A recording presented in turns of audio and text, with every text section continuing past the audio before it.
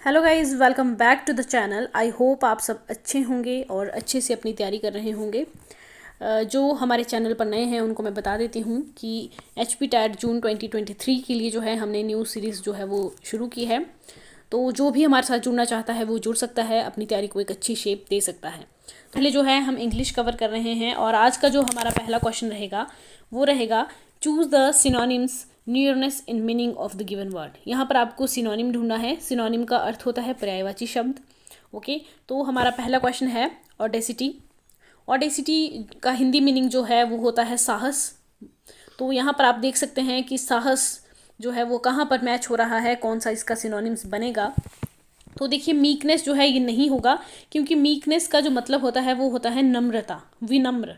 Okay, अगर meekness के synonyms की बात की जाए तो इसके सिनोनिम्स बनेंगे डिसिप्लिन, मॉडेस्टी।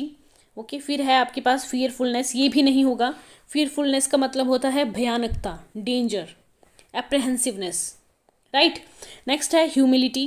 ह्यूमिलिटी का अर्थ भी विनम्रता ही होता है। कर्टसी, सबमिशन, ये इसके सिनोनिम्स बनेंगे। तो हमारा ऑडेसिटी का राइट आंसर होगा बोल्डनेस। राइट, 31 का D is the right answer. Boldness का अर्थ भी क्या होता है? साहसी। तो ऑडेसिटी का अर्थ भी क्या है? साहस। हमने क्या ढूंढना है? सिनोनिम ढूंढना है। ओके, पर्यायवाची ढूंढना है। नेक्स्ट है हमारे पास कांग्रेस। कांग्रेस का जो आपका राइट आंसर होगा, पहले हम देखते हैं कांग्रेस का हिंदी मीनिंग क्या हुआ। कांग्रेस का हिंदी मतलब जो होता है वो होता है किसी चीज़ के मुताबिक। Okay, compatible. तो इसका राइट आंसर जो है वो होगा आपके पास कॉन्कॉर्डेंट। कॉन्कॉर्डेंट का मतलब भी क्या हुआ? सहमत होना, किसी चीज़ के मुताबिक चलना, कंपैटिबल होना।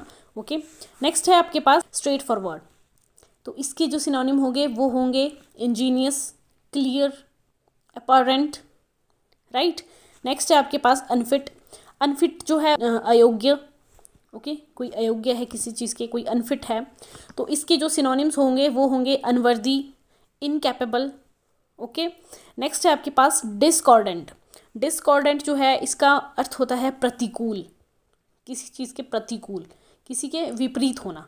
ओके, तो इसका अगर हम सिनोनिम देखें तो इसका सिनोनिम आप ले सकते हैं अनफेवरेबल, किसी चीज़ के प्रतिकूल, अनफेवरेबल, डिस्कॉर्डेंट। आई होप इतना क्लियर है आपको। जितने भी मैंने आपको मीनिंग लिखा है वो आप नोट डाउन कर सकते हैं, आपके काम आएंगे। ज़रूरी नहीं है कि आपका क्वेश्चन जो है यही रिपीट हो जाए। क्या पता आपसे मीकनेस का पूछ लिया जाए, कॉन्ग्रुअस का दोबारा पूछ लिया जाए, या फिर आपसे डिस्कॉर्डेंट का सिनोनिम पूछ लिए जाए। इसलिए आपको ये सारे जो है वो नोट कर लेने हैं। ओके, नेक्स्ट है हमारे पास क्वेश्चन नंबर 33। 33 से 37 तक जो है वो आपको पूछे गए हैं आपसे एंटोनिम्स। एंटोनिम्स होते हैं विलोम शब्द, विपरीतार्थक शब्द। ओके, जो एक दूसरे के बिल्कुल अपोजिट हैं। तो हमारे पास सबसे पहला क्वेश्चन है dwindle. Dwindle, question number 33। Dwindle का हिंदी में अगर मैं आपको मतलब बताऊं तो ड्विंडल का अर्थ होता है सूखना, कम हो जाना। ऑपोजिट वर्ड यहाँ पर पूछा गया है, तो इसका ऑपोजिट क्या होगा? बढ़ जाना। ओके, तो यहाँ पर क्या होगा इसका? ग्रो। ओके, ग्रो का क्या मतलब हुआ? कि वो बढ़ रहा है, ना कि सूख रहा है। तो ड्विंडल का ऑपोजिट क्या हुआ आपके पास? ग्रो। और भी बाकी ऑप्शंस हैं, इनके भी देख लेते हैं। डिक्रीज पूछा गया है। अगर आपसे डिक्रीज का ऑपोजिट पूछ लिया जाता है तो डिक्रीज का होगा इंक्रीज।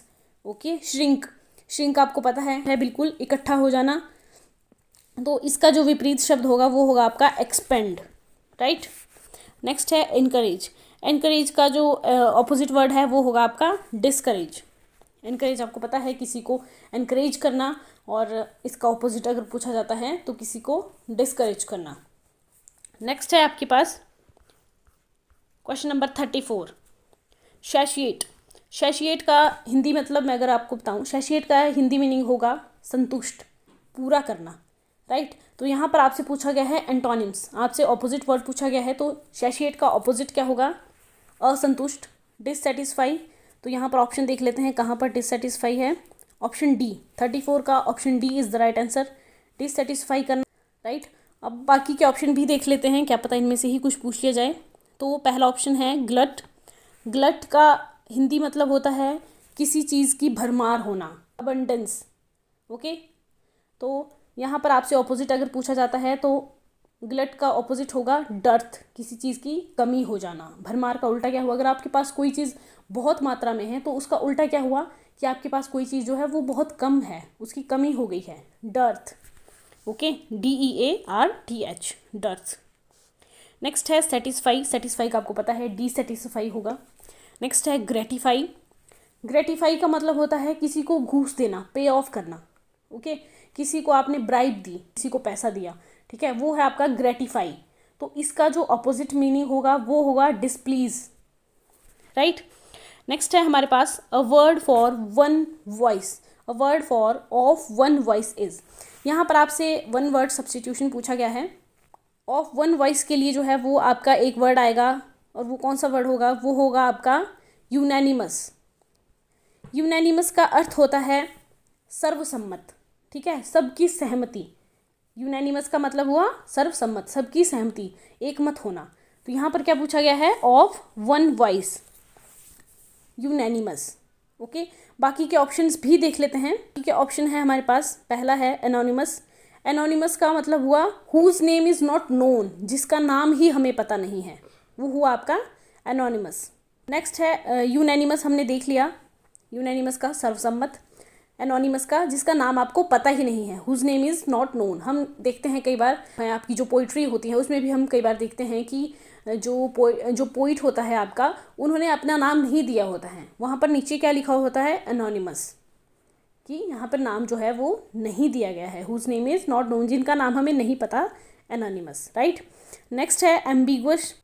एम्बिगुअस क्या होता है, एम्बिगुअस होता है having more than one possible meaning, जिसके एक से ज़्यादा अर्थ होते हैं, वो है आपका एम्बिगुअस, राइट। नेक्स्ट है आपका ऑब्सोलीट। ऑब्सोलीट का आपका मतलब होता है नो लॉन्गर यूज़फुल, जिसका काफ़ी टाइम से यूज़ ही नहीं हुआ है, जो कि आपके यूज़ से बाहर हो गई है चीज़, ठीक है, वो है आपकी ऑब्सोलीट। आई होप इतना आपको क्लियर है। तो 35 का आपका राइट आंसर रहेगा unanimous, of one voice, unanimous. Next है आपके पास question number 36, lover of mankind. देखिए यहाँ पर क्वेश्चन जो रिपीट हो चुका है, लवर ऑफ मैनकाइंड हमने कल की ही वीडियो में डिस्कस किया है, और मैं आपको बार बार कह रही हूँ कि प्रीवियस ईयर क्वेश्चन पेपर जो हैं वो अच्छे से पढ़कर जाइएगा, क्योंकि उनमें से जो है वो काफ़ी ज़्यादा क्वेश्चन जो है वो रिपीट होते हैं। स्पेशली अगर मैं इंग्लिश की बात करूँ तो इंग्लिश के जो क्वेश्चन हैं वो हमेशा रिपीट होते हैं। ओके, आपने आज ही देख लिया, कल हमने अभी डिस्कस किया, कल वो पेपर दूसरा था, आज का पेपर जो है ये अलग है। लवर ऑफ मैनकाइंड होता है फिलैंथ्रोपिस्ट, राइट। नेक्स्ट है आपके पास यहाँ पे और ऑप्शंस जो हैं इनको भी देख लेते हैं। तो पहला है मिसैंथ्रोप। मिसैंथ्रोप का मतलब होता है अ पर्सन हु हेट्स, ऐसा व्यक्ति जो नफरत करता है, मिसैंथ्रोप, राइट।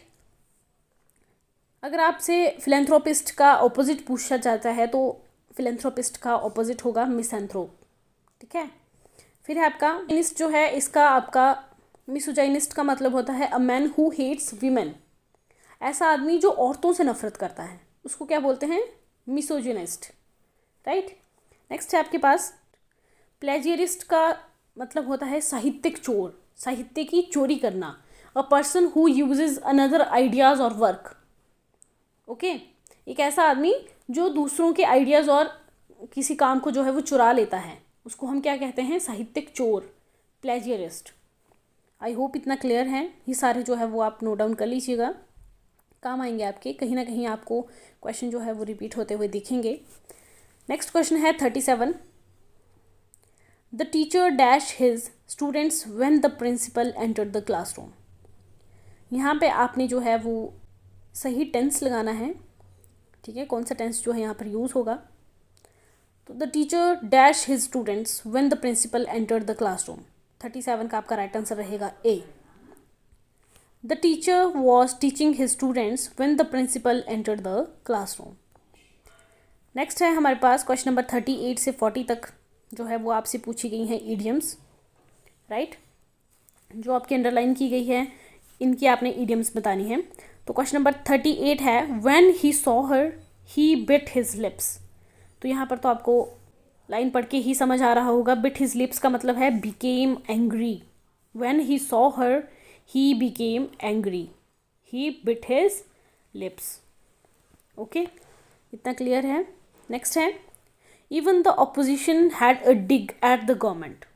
तो यहाँ पे आपका 39 का आपका राइट आंसर रहेगा A. Even the opposition criticised the government. Right, next है हमारे पास question number 40। After he won the election his rivals were in the doldrums. Question number 40 का आपका राइट आंसर रहेगा B, in low spirits. After he won the election his rivals were in low spirits. I hope इतना clear है।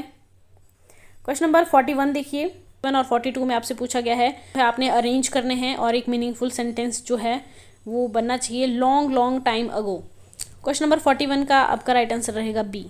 सबसे पहले आपके पास आएगा Q, फिर आएगा आपके पास आर, फिर आएगा आपके पास पी, लास्ट में आपके पास आएगा एस। ओके,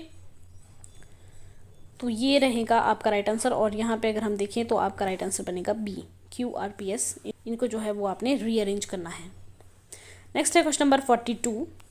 42 भी आपने रीअरेंज करना है, when I reached my office. फिर इसके बाद आपके पास ये सेंटेंसेस दिए गए हैं, इनको आपने सीक्वेंस में लगाना है। तो इसका भी राइट आंसर जो है वो आपका बी ही रहेगा। सबसे पहले क्यू आएगा, फिर आपके पास एस आएगा, फिर आपके पास आर आएगा और लास्ट में आपके पास आएगा पी। ओके, देख लेते हैं इसको। When I reached my office I phoned my mother to tell her that I wouldn't be able to get home early. इस तरह से ये जो है वो एक सीक्वेंस बनेगा। आई होप इतना क्लियर है। क्वेश्चन नंबर 43 देखिए, यहाँ पर जो है वो आपसे सिमिली पूछा गया है, अपने करेक्ट ऑप्शन जो है वो चूज़ करने हैं। एज कूल एज, 43 का आपका जो है वो राइट आंसर रहेगा A, as cool as cucumber. Right, next है आपके पास 44, एज ब्रिटल एज। तो इसका भी आपका राइट आंसर 44 का आपका राइट आंसर जो है वो रहेगा C, as brittle as glass. Right, आज हमारी वीडियो का आज का लास्ट क्वेश्चन था और मैं उम्मीद करती हूँ कि आपको जो है हमारी आज की वीडियो पसंद आएगी। और ये जो सिमली वाला जो पार्ट था, ये जो 2 क्वेश्चन आपके सिमली वाले आए थे, इनको जो है हम कल फिर से डिस्कस करेंगे और बिल्कुल डिटेल में डिस्कस करेंगे। आज के लिए बस इतना ही। और जो है वो हमारा रहेगा क्वेश्चन नंबर 45 से लेकर क्वेश्चन नंबर 60 तक आपकी इंग्लिश है। इनको हम कल की वीडियो में डिस्कस करेंगे। जिन्होंने अभी तक पिछली वीडियो नहीं देखी है वो पिछली वीडियो देख सकता है, आपको जो है लिंक डिस्क्रिप्शन में मिल जाएगा। चलिए मिलते हैं नेक्स्ट वीडियो में, तब तक के लिए बाय बाय, टेक केयर।